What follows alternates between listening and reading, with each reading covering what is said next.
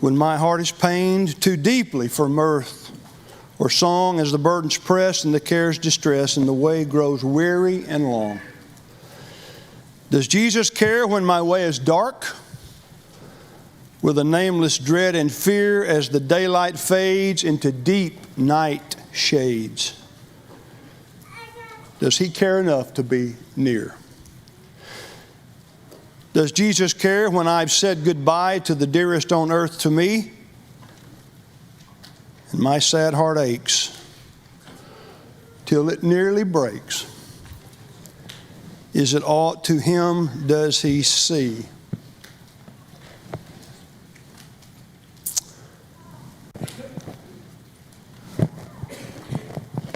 Since announcing the title of this lesson this morning, I've had several reach out to me and say that they will either be here themselves, or they will be watching, or they will be listening, and I'm confident that they will, and I appreciate that. And I appreciate you being here today as well.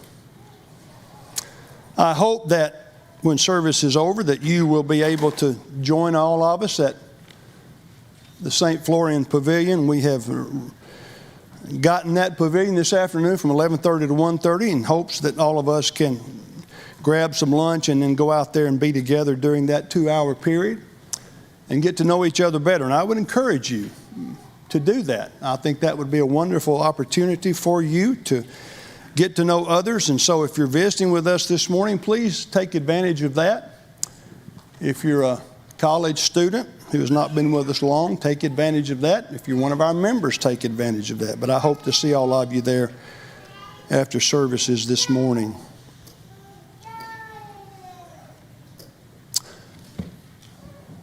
Human suffering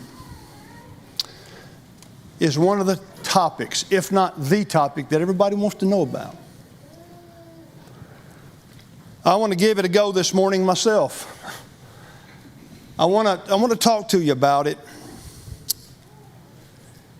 And I want to talk to you about it mainly because I need to hear it, and you'll hear it as well, and hopefully you'll gain some benefit. There are several places to go with this study, and we don't have time to go to all of them. There is a need probably to go to the matter of free will and talk about free will and how that comes into play in this matter of human suffering. There's probably a reason to go talk about good and evil and the justice of God and sin and what that means. But again, as I said, for a 30 to 35 minute sermon, we don't really have the time to delve into a lot of that. So I will, what I would say, just cut to the chase and kind of get to what I think is the heart of the matter. In Genesis 1, Moses records for the children of Israel, and ultimately I think as well for us, that when God created everything, it was good. It was good. It was good. It was very good. That's taken directly from Genesis 1. No problems. None at all. It was ideal. It was perfect. It was paradise. It was Eden. God was with man. Man was with God. Could not have been any better. And that's what God intended. And then you get to Genesis 3, and there is sin, and there is choices that are made, and there's evil that is now done, and there's curses, and there's sorrow that was not present earlier in the garden. And so when you think about those two perspectives and those two contrasts, you see that something changed. And what changed created an environment in our world that Paul describes in Romans 8, where the whole creation moans. And the creation moans because what was in the garden is no longer a part of what's on earth. Because in Romans 8, Paul says, "For I consider that the sufferings of this present time are not worthy to be compared with the glory which shall be revealed in us. For the earnest expectation of the creation eagerly waits for the revealing of the sons of God. For the creation was subjected to futility." not willingly, but because of him who subjected it in hope, because the creation itself also will be delivered from the bondage of corruption into the glorious liberty of the children of God. For we know that the whole creation groans and labors with birth pangs together until now.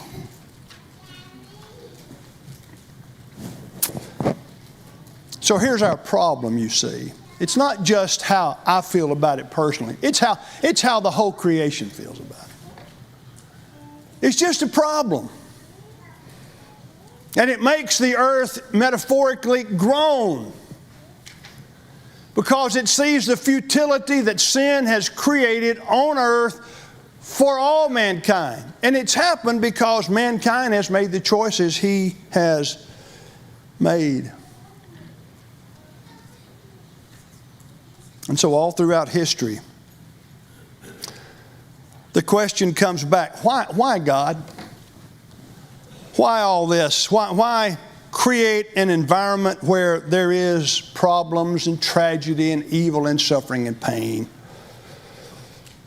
It's a great question. It's a great question. And when you get to Judges, the book of Judges, various places there talk about what happened to the children of Israel. They involved themselves in sinning to the point in Gideon's day where the Midianites were just taking over. They were devastating the children of Israel. And they were destroying the crops. And they were everything that the children of Israel had that was being destroyed by Midian. And they were questioning God. And so God sends a prophet to them, an unnamed prophet. And he says, verse 8, I brought you up from Egypt and brought you out of the house of bondage. And I delivered you out of the hand of the Egyptians and out of the hand of all who oppressed you, and drove them out before you and gave you their land. And also I said to you, I'm the Lord your God. Do not fear the gods of the Amorites in whose land you dwell, but you've not obeyed my voice. And so further issued is this idea that the prophet says to them, you've messed this up. You have not obeyed my voice. And so God raises prophets like he always does. He raised a prophet to go to them and speak to them. So when you get to verse 13, Gideon has this exchange with God. He says, oh my Lord, if the Lord is with us, why then has all this happened to us? And where are all his miracles which our fathers has told us about, saying, did not the Lord bring us up from Egypt? But now the Lord has forsaken us and delivered us into the hands of the Midianites. In other words, Gideon says, I'm hearing what you're saying, Lord, but what's the deal? Why has all this happened to us? And where are the miracles, and I think I could add, where are the miracles that could stop all this and can just clear it up just like that? What's the deal, Lord? And Gideon's question is age old. If God cares about us, then why do we hurt? Habakkuk had the same idea. In Habakkuk 1, he said, oh Lord, how long shall I cry, and you will not hear? Even cry out to you violence, and you will not save.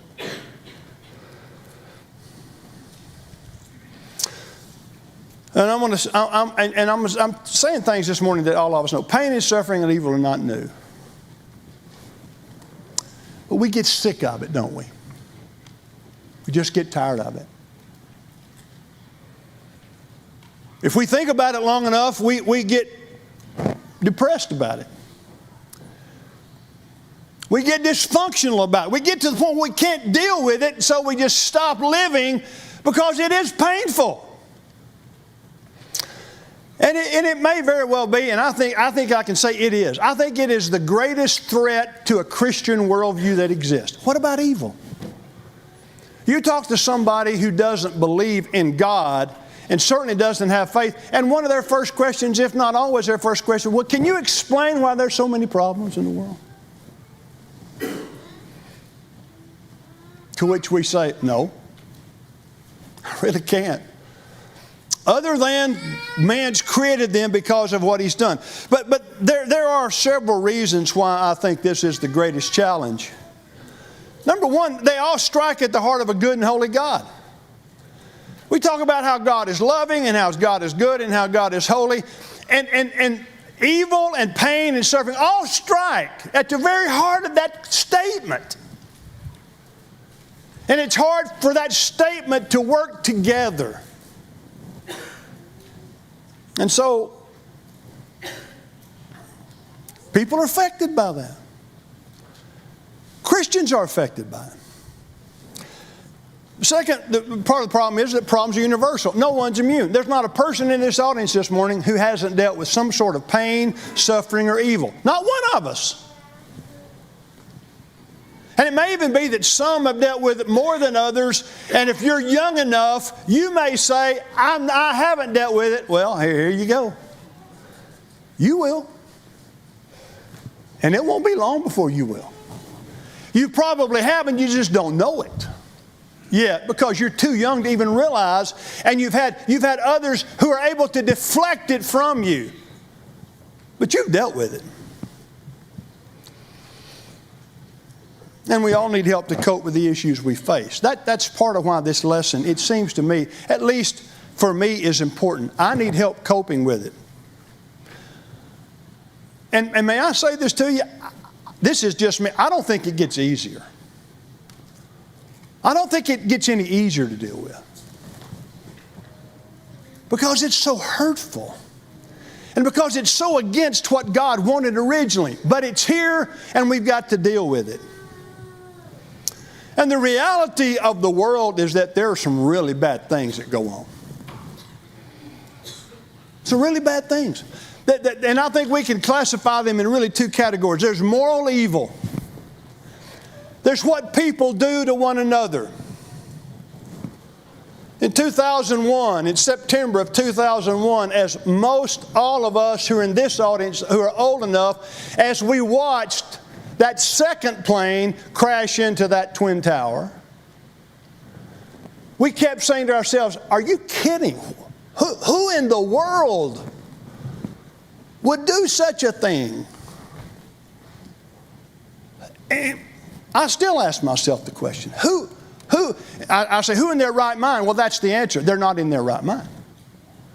Who would do that? Who would collect that kind of idea and then plan and execute that sort of evil against mankind? Well, there are people who would do that. Or the Holocaust. Who in the world would mastermind such that men and women and children would just be exterminated in masses? Who would do that? Well, there's moral evil. It's what people do to one another, and we don't have much of an answer to that. And then there's pain. There are things that hurt, but most often they're not caused by people. They're just things like disease. The predominant disease for many of us that we hear about most often is cancer. In its various forms. There's other sicknesses. There's natural disasters that happen through no fault of anybody, but they happen and they kill thousands of people. And then there are the perspectives about those problems. There's what do I do with the problem? And then there's how does it make me feel? And we think about it when those things happen. Every person deals with both those perspectives because we see things happen and we have to deal with it intellectually and we have to deal with it practically and personally. But we're affected differently depending on how close and personal it is. Right?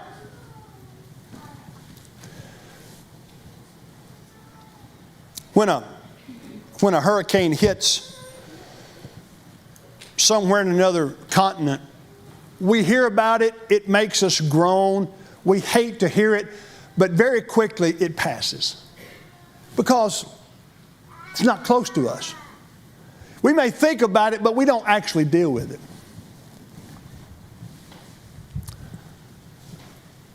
But when a tornado comes through Florence and homes are destroyed and lives can be lost, it's just a whole new deal. We're affected differently. And when it affects me directly, then it really gets tough. And all of us have been directly affected by either a moral evil where someone has done something to us or against us, and we just can't figure out why that is. Why would somebody be that way toward me? Or we've been told that we have disease, that we have problems that will affect us and may even be something that we sometimes call terminal.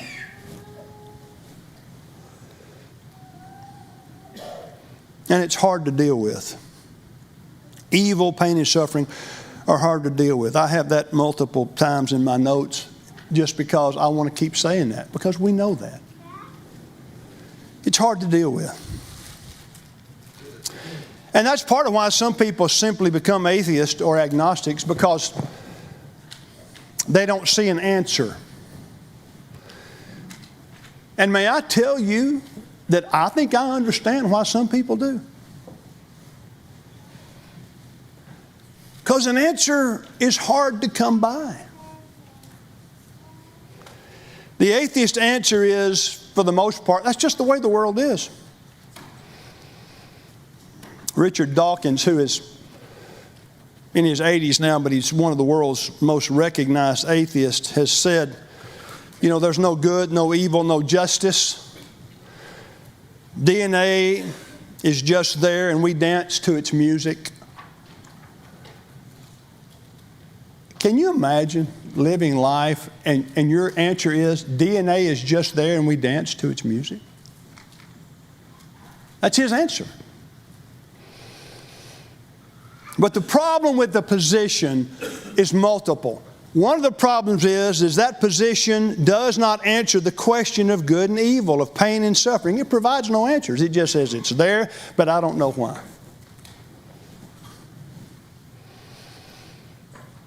So what do we do? I'm looking into the faces of people. This is what happens when you preach. You're talking about certain things, and when you look at certain faces of certain people, what goes through your mind is, I know what they've gone through. Some of you have gone through things since I've been here over the past 10 years, and I know it. Some of you have gone through things long before I got here, and I'm aware of some of it. And so a lesson like this is not lost on, well, it's just some ethereal concept. No. I know I'm talking to people who understand what I'm talking about this morning, and that is, it's hard. And it may not be any easier than it was when things happened in the past. But what do? Do we just accept what the atheist says and says, you know what? DNA is, and we just dance to its music? Or do we ask a different question?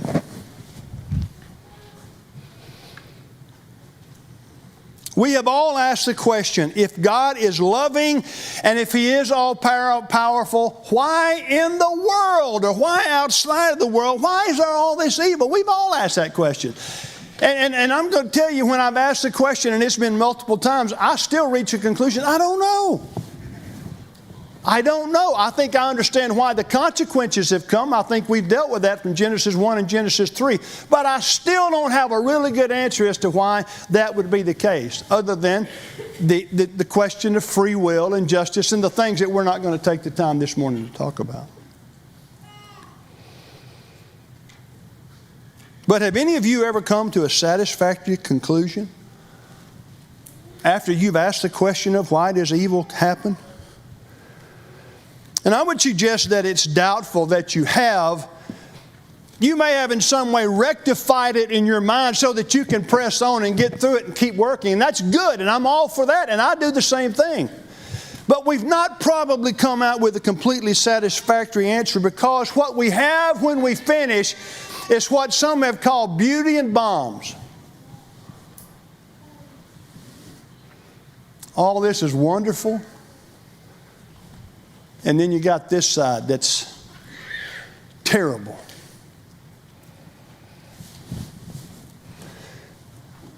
And what we see is it's a mixed bag. Life is a mixed bag. And that's what we struggle with. And given the mixed bag, I would ask this question: is there any evidence in the universe that there is a God that you and I can trust with a mixed bag? I'm not willing to accept what an atheist says or a non-faith person says. I'm not willing to accept that. Excuse me. I think there are better answers. So is there any evidence in the universe that there is a God that you and I can trust with this mixed bag? And the mixed bag has been present since Genesis 3, right? And all explanations for it end up at the same place. I don't have a good answer. So how do we deal with it?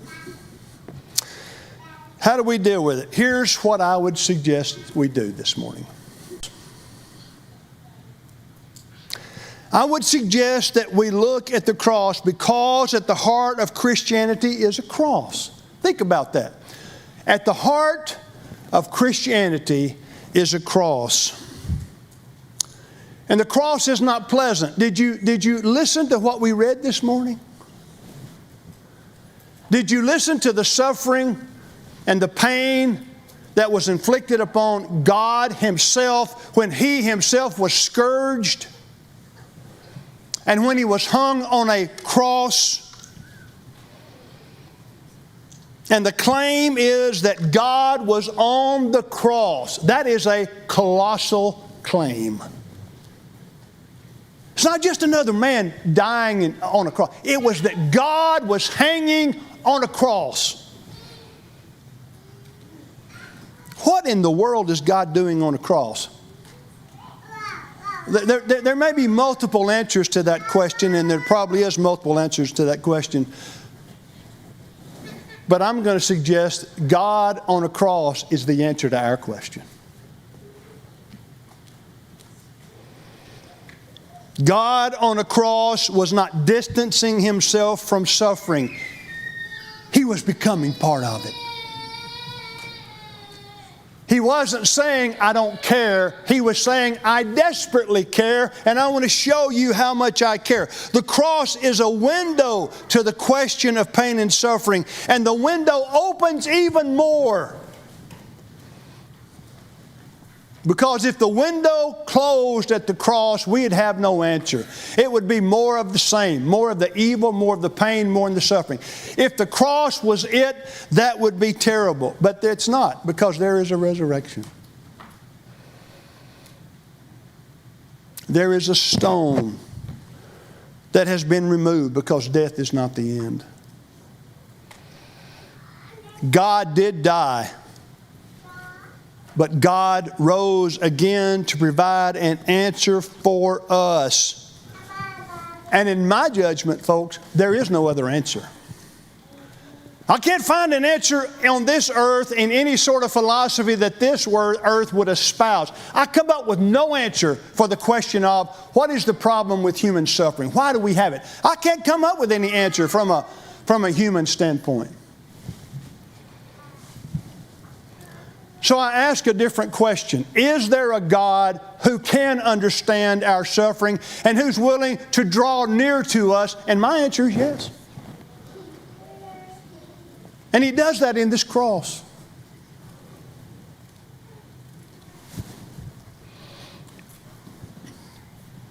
Nothing else offers an answer, but the cross and the empty tomb answers the question now, but it answers the question in the future. Because there are no good answers right now. And if we're looking for that answer to be right now, then we're not going to find it. And we're going to continue to feel like we sometimes feel, which is desperate. Well, let me go to one other aspect that you've probably been waiting on. Somebody texted me earlier this week and said, hey, I bet you're going to this passage. And I said, I bet you're right.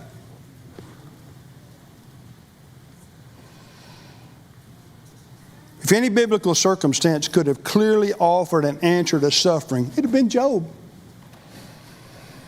If the Lord was ever going to say, there is human suffering, and I know you're going to want to know why, here it is. If God was going to tell us, He would have told us through the picture of Job. And He didn't. Isn't that interesting? Job got no answer. Job got no answer from God. And when Elihu, toward the end of the book, was talking to Job, beginning in verse 19, Elihu said to Job, teach us what we should say to him. For we can prepare nothing because of the darkness. And I'm not going to try to take the time to identify everything about it, but I think you'll get the picture of this as we read this. Should he be told that I wish to speak? If a man were to speak, surely he would be swallowed up. Even now men cannot look at the light when it is bright in the skies. When the wind has passed and cleared them, He comes from the north as golden splendor. With God is awesome majesty. As for the Almighty, we cannot find Him. He's excellent in power and judgment and abundant justice. He does not oppress. Therefore men fear Him. He shows no partiality to any who are wise of heart. Elihu and all these other friends that Job had, I mean, they're trying, I really do think they're trying to help him. Elihu probably comes the closest to giving him the kind of information that he needs. But this is the last recorded statement that a friend makes to Job in reference to how he ought to deal with God before God does what God does. When he comes to Job, you remember, out of the whirlwind, and he speaks to Job beginning in verse 38 where he says, who is this who darkens counsel by words without knowledge? Now prepare yourself like a man, I will question you and you shall answer me. And he just starts whipping down through there like nobody's business, saying, are you kidding me, Job? Do you not realize who I am? Without offering any answer. And as he concludes, then Job answers God finally by saying, I know you can do everything, and that no purpose of yours can be withheld from you. You ask, who is this that hides counsel without knowledge? I think that's interesting because after God says everything that He says to Job, Job goes back and the first thing he addresses is the first thing God addressed. I mean, he still got it in his head. Who is this who hides counsel without knowledge? Is what Job ultimately says. Therefore I have uttered what I did not understand. Do you know that's exactly me? I sometimes utter what I don't understand. I want to fix it. I want to find answers. And I utter things that I do not understand. Things that are too wonderful for me, which I did not know. And I might add that I can't know. Listen, please, and let me speak. You said, I will question you and you shall answer me. I have heard of you by the hearing of the ear, but now my eye sees you. See, that's where we've got to get to. Now my eye sees you. Therefore I abhor myself and I repent in dust and ashes. Job didn't say, Lord, I'm hearing you. I know who you are. I know how great you are. But you didn't answer my question. What Job said is, God, I know how great you are. I don't need my question answered. I'm sorry I even asked. In essence. You know what I think about that? That's hard. I think what Job did was outstanding, but I think it was hard. I'm not sure I could do that.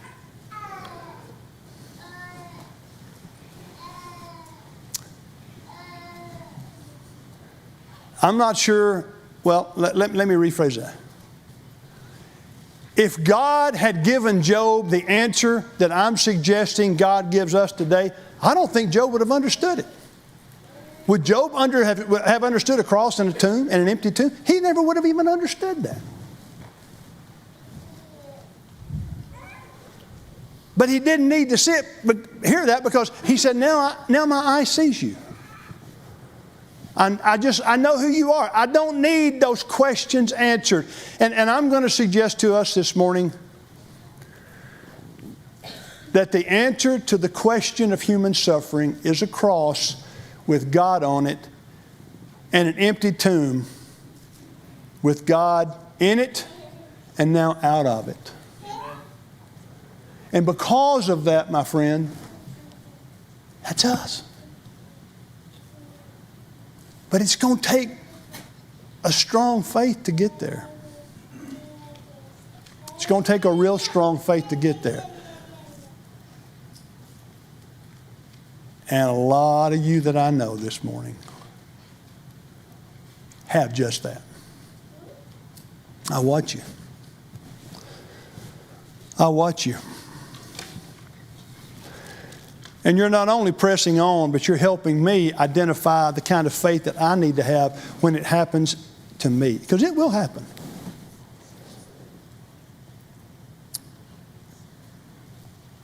I have lived, for the most part, a fairly convenient life.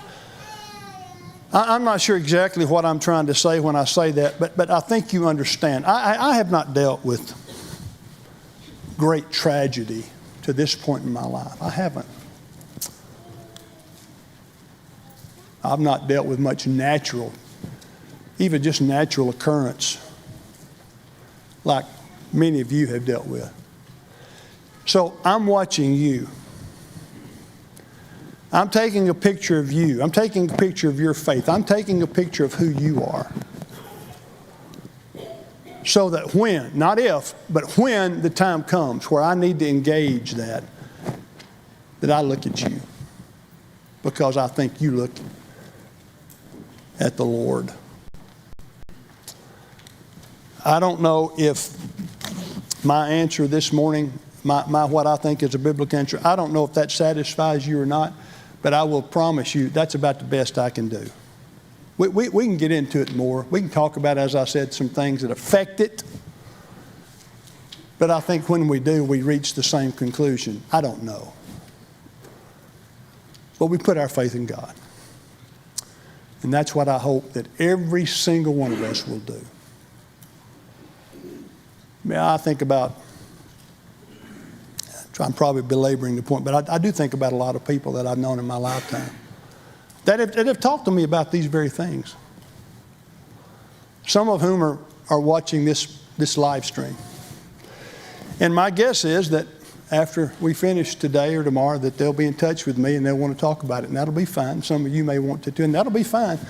But I'm going to just tell you, I'm going to give you a little heads up. I'm not going to have much more for you than what I've given to you today. And I hope that helps. I hope it helps. If you're in this audience this morning and you have a spiritual need that we can help you with, we would encourage you to make that known to us. If it's something that has separated you from God, then solve that with God. Talk to God about that. But if it's something that you need help with, or you need prayers about, or you want us to know that you've changed your mind and you're going in a different direction, then let us know about that and let us help you with that. But if we can help you in some way, let that be known by coming forward as we stand and as we sing.